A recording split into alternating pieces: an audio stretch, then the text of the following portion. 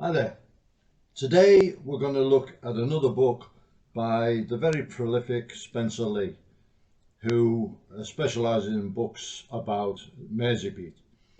And in many ways you could look at it as a follow-up to the previous book which I reviewed on the Beatles in Hamburg, and it's the book The Beatles in Liverpool.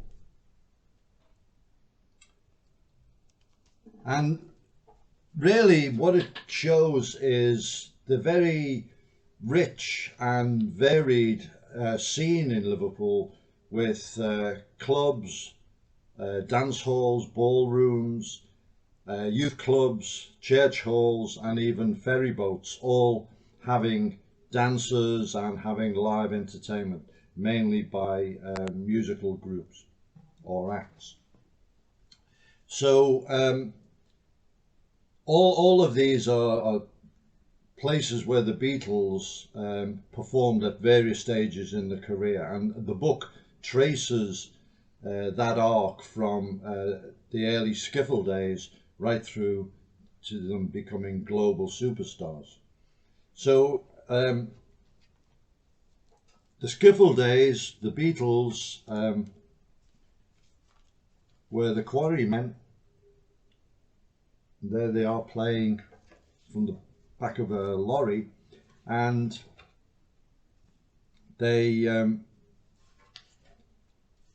played at a garden fete at St. Peter's in Utting, and this is the day that Paul met John, and subsequently Paul joined the Quarrymen, and it was the start of the most successful musical pairing as regards writers and performers in the history of popular music.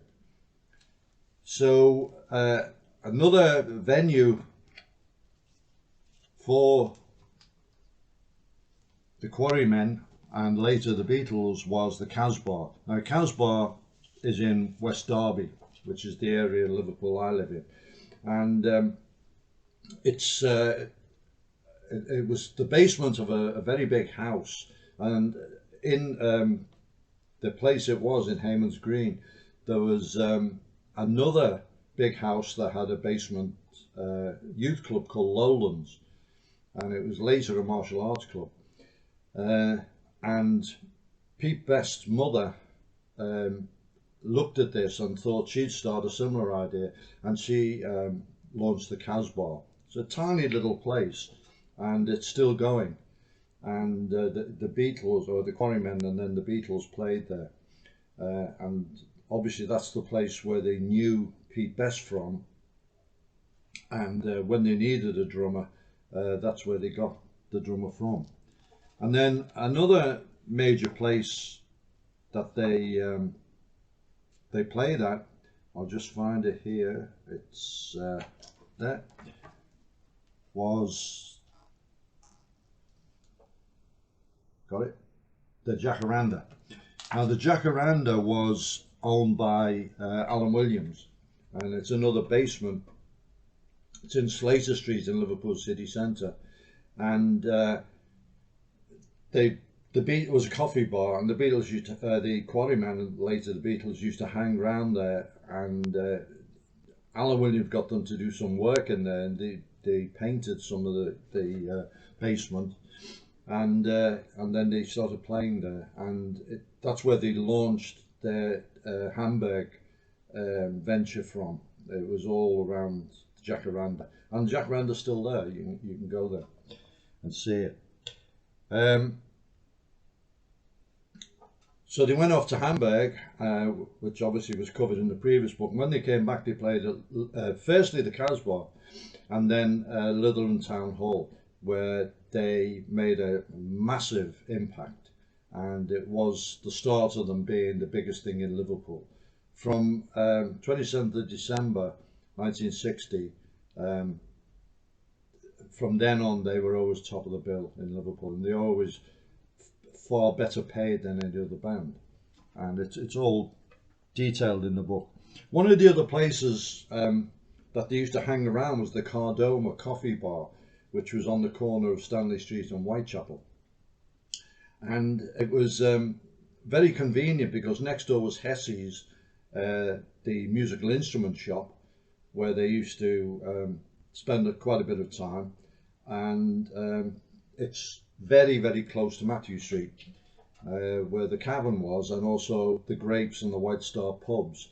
I don't think the Beatles were massively into pubs, but if they had to meet someone in a pub, it would probably be one of those two places. And they would sometimes go there after a lunchtime session and just kind of decompress. The thing about the Beatles was they didn't have day jobs, and so they were hanging around. They would do the lunchtime session at the Cavern. They'd possibly spend some time there rehearsing songs, and then they'd go to the Cardoma. And opposite the Cardoma was Nems, and they spent a lot of time in there. It was the music record shop, where obviously the connection later with Brian Epstein happened. And Nems is now a women's clothes shop, and there's no sign, there's no plaque or anything that it was there, which I think is a pity, because that whole area, they call it the Cavern Quarter, is very popular with tourists. Another place that they played, and it's in the book again, was the Tower Ballroom in New Brighton. And this was a big venue, and they were on many rock concerts there, including one with Little Richard. It was quite famous. Unfortunately, the Tower Ballroom burnt down, had a fire. New Brighton was Liverpool's kind of resort. It was just across the river. You could get there by ferry, or you could get the underground train. And we all used to go there for a day out in the summer. It was brilliant. There were arcades. You could buy rock and candy floss. There were the Victoria Street, which is main street leading up from the river, had lots of chip shops. But we used to mainly, as kids, we would take sandwiches and bottles of water, and we'd sit on the beach. It was a rather rocky beach, and we'd eat our sandwiches, and then we'd go to the fun fair. Had two fun fairs, outdoor and indoor. So it was a very popular area, and the Tower Ballroom, really, for the night time, was a huge attraction.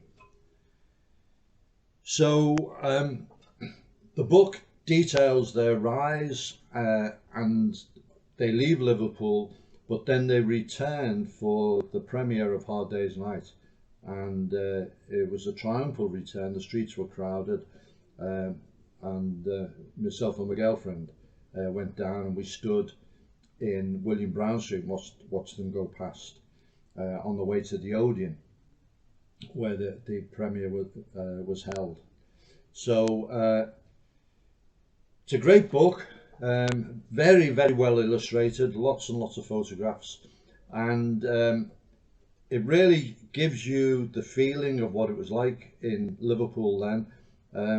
A lot of places claim to be unique, but there's no doubt that the music scene, the Merseybeat scene, was unique. There was nowhere else like it, even in London at the time. The number of venues, the number of bands, and the variety that you could access at very reasonable prices. A lot of the clubs didn't sell alcohol. The Cavern didn't, for example. And the Cavern also had some all-nighters, which was rather unusual, because in most places everything shut at 10 o'clock was last orders, 10:30 you were out. But because they didn't serve alcohol, they were able to hold these all-nighters. And terrific book by one of the foremost historians of the scene, and it's a book I refer to all the time.